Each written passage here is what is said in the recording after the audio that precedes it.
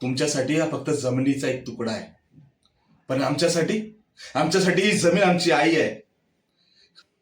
ज्यावेळी लोकांनी धुतकारलं होतं ना, त्यावेळी ह्या जमिनीने आम्हाला सहारा दिला होता. त्यावेळी आम्ही इथे राहायला आलो होतो ना, त्यावेळी इथे सगळी आजूबाजूला चिखल होती, घाण होती. ती घाण साफ करून आम्ही इथे राहिलो. ही झोपडपट्टी बनवली. ही झोपडपट्टी फक्त तुमच्यासाठी एक झोपडपट्टी असेल, पण आमच्यासाठी या झोपडपट्टीत स्वप्न आहे, आमचं अस्तित्व आहे.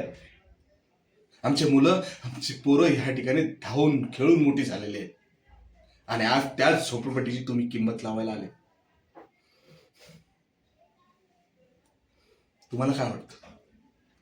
तुम्ही 2 करोड रुपये ही जागा विकत घेणार आणि पुन्हा आम्हाला रस्त्यावरती आणणार, त्यांचे स्वप्न तोडणार, त्यांचं अस्तित्व मिटवणार? हे कदापि शक्य नाही. एक गोष्ट लक्षात ठेव. तुम्हाला काय वाटतं? तुमच्या 2 करोड रुपयामध्ये आम्ही विकले जाणार? नाही.